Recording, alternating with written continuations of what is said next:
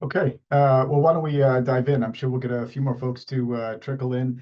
Thanks to everybody for for joining and taking some time out of your schedule. We're excited for the conversation today. We're going to talk about a topic that we've been doing a lot of work lately, and hope to share some insights and take some questions and get some engagement from you all. I'm guessing most folks have some familiar with Innosight, so I won't, kind of belabor this, but the short story is Innosight's an innovation and growth consulting firm founded about 25 years ago by Clayton Christensen of the Harvard Business School, and our purpose is really to work with forward-thinking organizations who are experiencing some form of disruptive or transformational change in their industry and looking to figure out how to navigate that. I'm Ned Calder. I'm joined here by two of my colleagues, Anna Veatch and Rob Bell. Collectively, we run Innosight's industrial, practice. Just a couple of ground-keeping items. So we are going to record the, webinar. We'll supply folks with the link to that webinar and the, materials. So no need to screenshot. You can have everything. We've muted the lines, but definitely want to take questions and any areas you want to go deeper on. Just stick them in the chat. We'll be monitoring and both can pause in the middle as we go through things, as well as we'll leave a little bit of time at the end for anything that's on your mind. So hoping to get a little bit of engagement. So with that, why don't we dive in?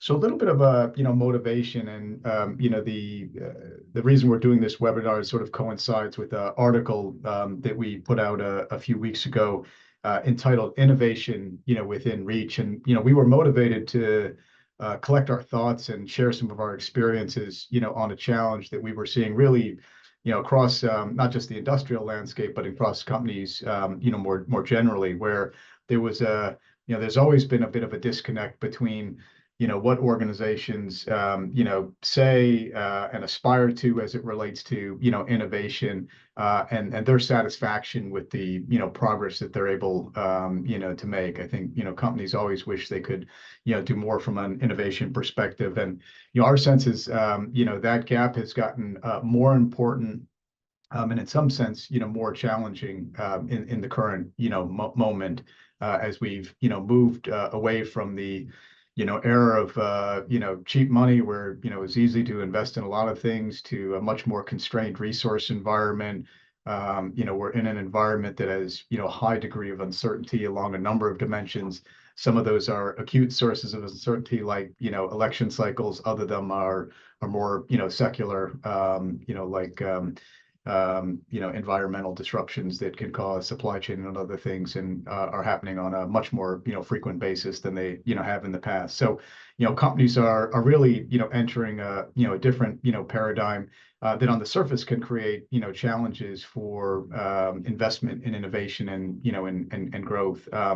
And as companies experience some of those things, the very common reaction is to pull back those investments on innovation and growth and kind of hunker down into the core business. And you can understand that sentiment, but the impacts of that are quite significant. If you just think about the amount that's tied up in a company's valuation, it's really about its long-term growth prospects. So if you constrain those investments, that can constrain the upside long-term value of an organization.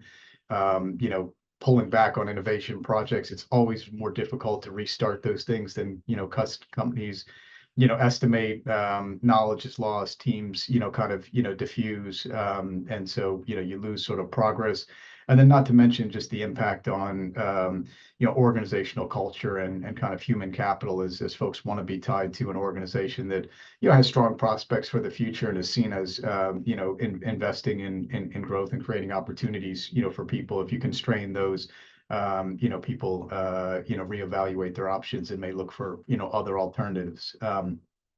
So one of the things that we're going to spend time on is to try to make a case that it's a little bit of a false dichotomy that when an industry goes through a cycle or is experiencing some of the things that I just described, that you have to pull back on those investments in innovation and growth. And while to some degree that might be inevitable, there's ways to do that thoughtfully and preserve some aspects of a program. If you think about investing in certain types of opportunities, if you're thoughtful about how you develop those opportunities, and if you're thoughtful about where you get the resources to continue some level of investment in your innovation and growth program. So that's what we're going to dive into today. We're going to share 4 sort of enablers of that from our experience, and share a couple case studies along the way. And as I said, happy to take questions.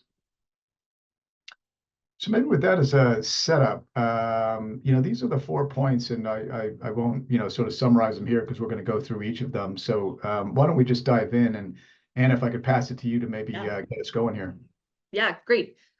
So we'll start with the first one: fill the portfolio with future now opportunities. And a short description of this is that how can you find these opportunities that have returns in the short-term time horizon, but help you make progress against where you're headed on the long-term time horizon. And this becomes especially important during times of economic compression, where a lot of things are under scrutiny. I was thinking back, our founder, Clayton Christensen, used to say, impatient for profit, patient for growth. So how do you find these opportunities where you're starting to see that return even in a near-term time horizon? A couple ways to go about this. So one, we highlighted some examples. We talked about the Michelin non-pneumatic tires, and this idea that those tires, which they're kind of never flat tires, they don't require air in the traditional sense. They didn't have the cost or performance profile for the passenger market. But they started by finding kind of niche markets that laddered up to that. And so they were able to put that technology into place, say in construction vehicles, or some of these other settings where they're particularly acute environments, sort of test out, refine the technology, and then slowly migrate over to the ultimate market. You see this a lot. Another example of a project that we worked on a while ago was in the automotive space. And autonomous vehicles are another one where there's this kind of long journey to getting that technology into the passenger vehicle market. That doesn't mean that autonomy isn't highly applicable in, say, manufacturing settings or very controlled environments. So a lot of times this looks like breaking down the opportunity, finding a couple attributes, either the customer you're serving, the need, or the technology, and then saying, what are markets that lily pad on our way to that overall environment, but that start to see and deliver returns in the near term. So this is one, as you're in an environment that's under more scrutiny, to really look at how are we making investments, but not losing sight of where we're headed overall, so that we can see how these ladder up. The next one that we wanted to highlight was accelerating product development speed and impact. This is one where we work with number of companies in the industrial sector. We go into them, they all have very robust product development processes that are in place. They're bringing new products to market. It's not that these aren't in existence, and also really deeply thought through. But a lot of times over time, these tend to get a little bit bloated. You see a lot of projects that don't get killed. You see increased hierarchy in terms of the approval processes. And even just the process design bakes in extra time for each step around approval processes. And so one of the places, if you're looking for how do we drive value and impact in a very fast time horizon, really taking a look at your existing product development process can be a way to drive some huge unlocks. And there's a couple things that we pointed out, a couple levers that are really important. So one, customer insight. You know what? The number of times that we go in and we see a company, they say the customer is important, but it is not baked in very strongly into the front of this process. They're often leading with the product, not with the customer insight. And if you want to get more efficient about how you're pointing the rest of the process, if you really have that customer insight that you're designing for nailed in the beginning, it's going to eliminate a lot of rework as you're learning those insights later in the process. So this is one that just really starting to make sure the customer insight is at the forefront and driving the start of that process. The next thing is behavior change. And this is one where just over time, there are a lot of things that start to get normalized around the behaviors that have helped drive the core business in the product development process. But it's important to step back and question and say, hey, are some of these behaviors actually working against us? Particularly with innovation, we see a lot of the core products, there's a lot of certainty, there's a lot of norms around that. I want to see a very detailed Excel model. But those things sometimes actually discourage the kind of ideation, quick hit iteration that should be going on in the front of the process for ideas that maybe are a little bit newer to the company. So thinking about what are some of the norms that we've established and how might we need to question those to improve our output. The third level that we highlighted was the product development process itself. I alluded to approval processes that might be padded, or the governance and how are we getting to decision makers. I was actually thinking back to my own time at the start of my career working at SC Johnson, launching new products kind of on repeat, and thinking about actually running to people's offices to say, hey, I know you have 7 days to approve something. Can you get this approved in 24 hours? And thinking about those workarounds to say, how do I accelerate this? But there's often an opportunity to say, how do we actually make that part of the process, not just a workaround? So taking a hard look to say, where might we have extra padding in our product development process and how might we streamline it in order to drive results?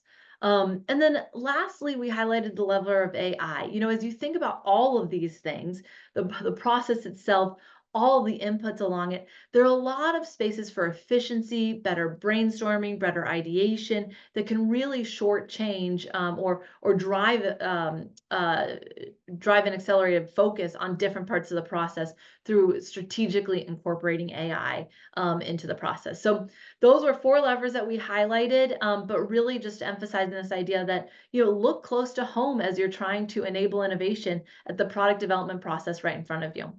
And with that, I'll hand it over to Rob for the third one. Thanks, Anna. For the third piece here, I'm going to talk about a neglected area often of innovation, which is go-to-market innovation. Highly complementary to product solution innovation, but frequently an afterthought. And so the question I think that companies need to ask themselves is, are they actually structured and executing in the marketplace to fully realize the value of the portfolio that they have today and in development? So the idea is through the use of techniques around market development, you can turbocharge adoption. You can uncover segments that have been inappropriately or not fully addressed through your traditional channels. The idea essentially is if you've got a value proposition that's entirely new to the market, customers may lack a way of understanding the full value on offer, or they may not even have an established process to buy what you're selling. So, working through your existing channels or simply, tweaking them to try to get impact out of these new offers is not necessarily going to be effective. And we've highlighted a couple examples in the article. One was Caterpillar's introduction of automated haulage or fully automated autonomous trucks in the mining environment, where they've managed to, they've ultimately established themselves as a global industry-leading solution. But that involved a lot more engagement with their customers over time to make that happen, and it also involved them having to go really to create an entirely new capability around their existing channel, their existing distribution channel, in order to make it work, because the distribution channel simply didn't have the capability to get that done. A second example, and we're not going to name the client on this one, was a retail, an oil company that was looking to introduce a new customer intimate value proposition to wrap around their wholesale and retail fuel sales to distributors and essentially gas stations. And this is another case where that their existing channel was devised to sell contracts, very, very adept at negotiations around price and delivery schedules and logistics, but really not able necessarily to communicate effectively about things that were going to help their customers grow their business, which was an essential element of that offer. So they had to develop a new playbook in order to figure out how to drive sales in that way. So, playbooks tend to be a critical element of this, and they really start with the idea of, who within, in a B2B environment, who within our customer's organization is the stakeholder who really cares about the value that we're selling, and what do we need to communicate to this person, and how do we need to access them in order to do this, and works backward from there to think about an ideal model for a market development program to get at them, as opposed to thinking forward from your existing selling organization. So it's reversing the polarity on that thought process and opening the aperture to more fundamental changes in the way that you take things into the marketplace that can help to accelerate value of things that are in the portfolio today. And with that, I'll turn it back to Ned for our last piece.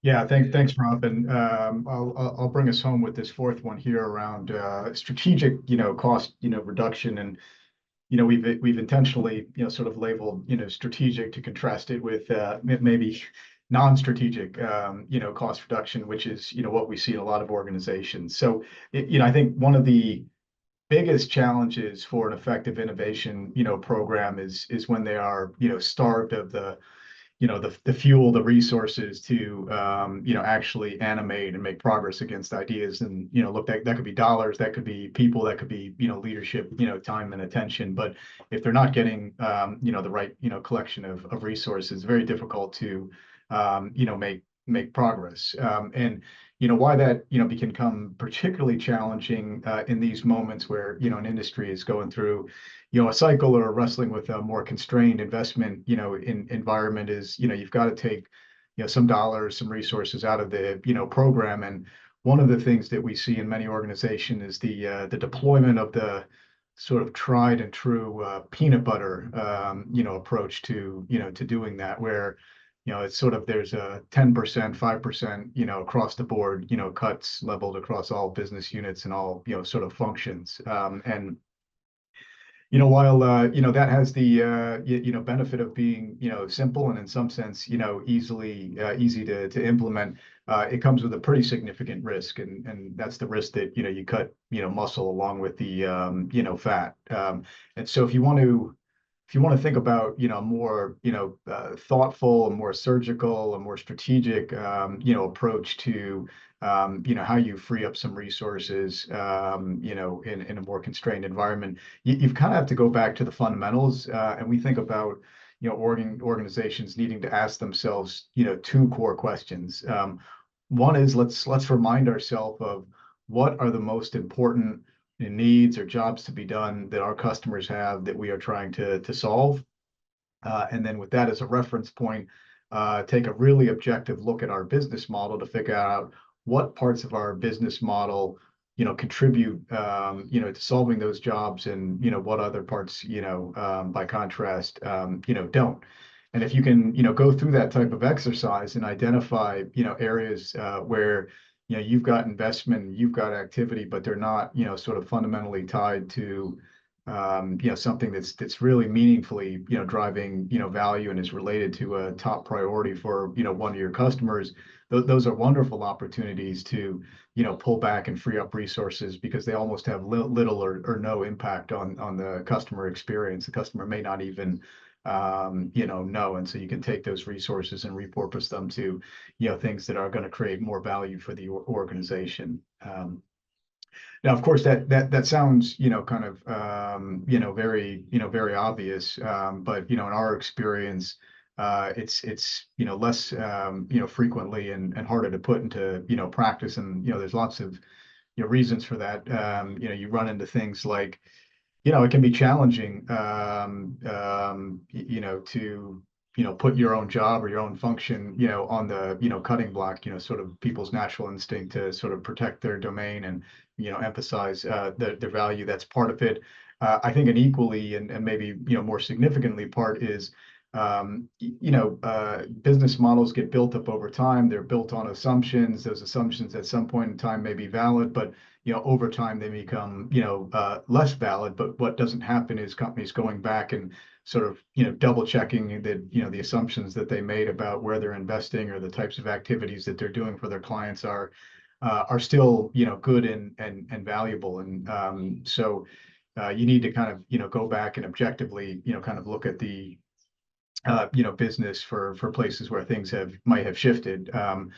And you see this all over the place. A favorite example of mine is in real estate, where for a long time, part of the value that real estate agents had is they had unique insight into what houses were available in a market. But given advances in technology, home buyers have just as easily ubiquitous access to that information. So that service, that value that they historically provided is no longer relevant, and should be something is a great example of something that should be scaled back so that they can spend time in other areas. And so that's a simple example, but you see that dynamic really across industries where what creates value changes over time, and companies need to keep up with that.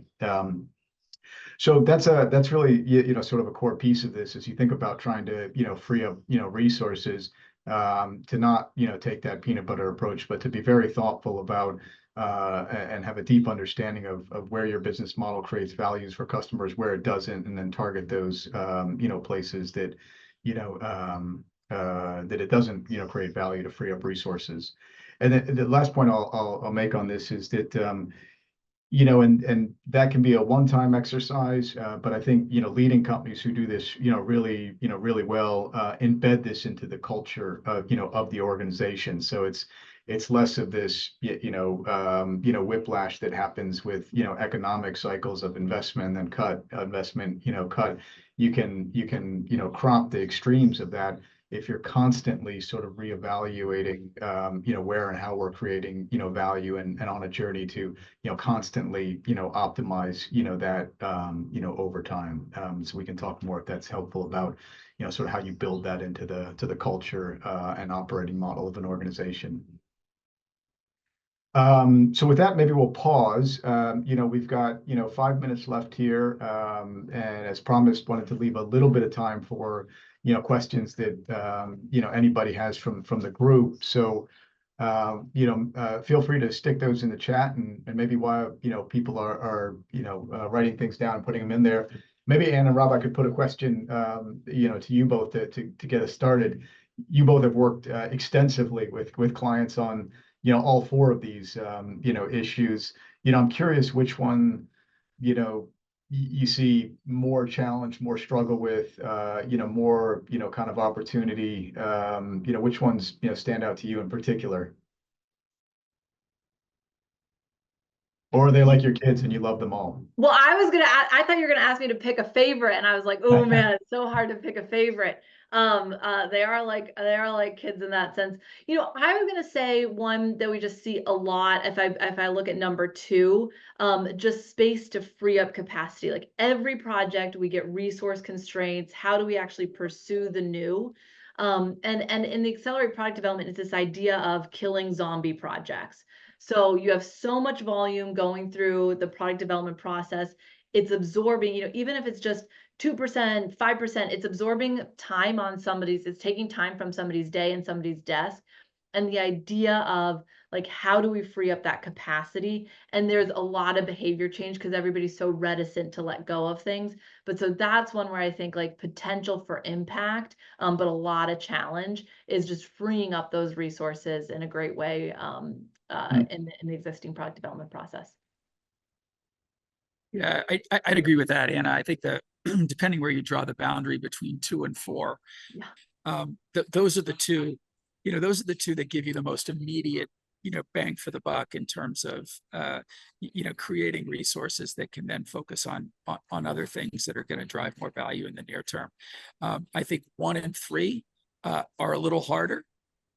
They are more challenging for the organization to think about. Typically, they may not have experience doing them, but they're also essential and tend to be sort of neglected, elements to creating progress without, in a world where resources are constrained and investment is constrained.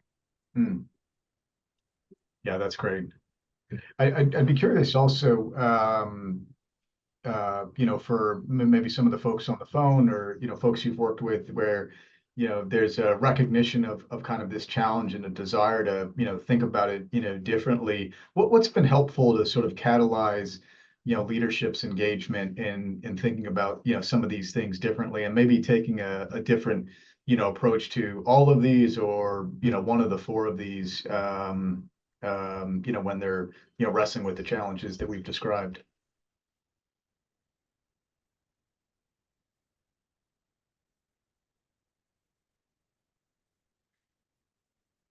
I'll jump in and say I think the time to think about the future. So especially, Rob, you highlighted the difficulty of 1 and 3. And, I think protecting or creating that space for a really in-depth discussion then brings a lot of clarity and sense of urgency to then actually invest in and build against those. And so this idea of how do you actually help people get out of the day-to-day to have these more forward-looking conversations that then help them to imagine, create, lean into 1 and 3, which take a lot of time beyond just the day-to-day urgent items. That's great. Yeah. I see a question from Jeff here. Do you see any material differences in the relevance of these enablers for large companies versus more middle market firms?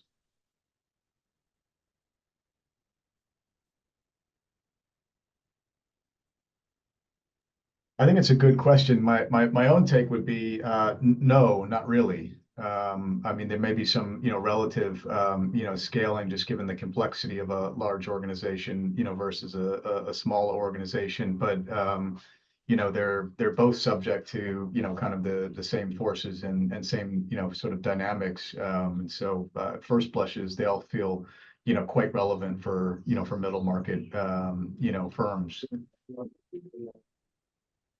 I'd agree with that, Ned. I think that, the question is there a constraint in terms of just the sophistication of the organization to do some of the work that would underpin, these 4 levers? Yeah, I mean, in some ways, a couple of these may be even easier in smaller, sort of mid-market, firms. I think, for example, one reason the peanut butter approach, continues to persist in large organizations because it's difficult to do things at a, that large a scale that are nuanced, unfortunately. But in middle market firms, you may have more opportunity.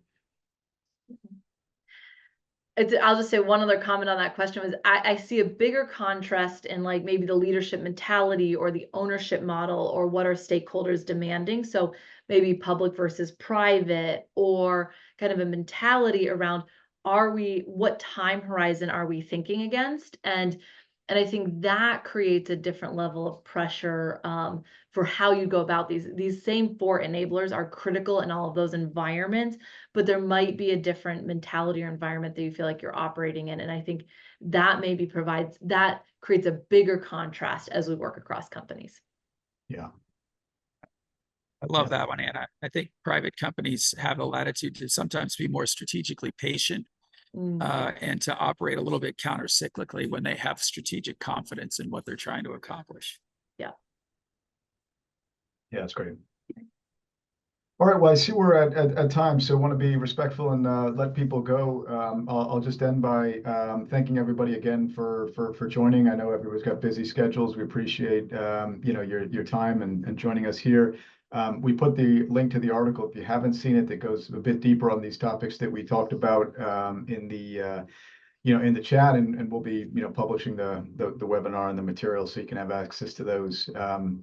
And so yeah, thanks again. And please don't hesitate to reach out if you'd like to go deeper and chat. We're always interested in a conversation on these topics and learning from what folks are seeing in different places. Thanks, everyone. With that, have a good day. Yep, take care.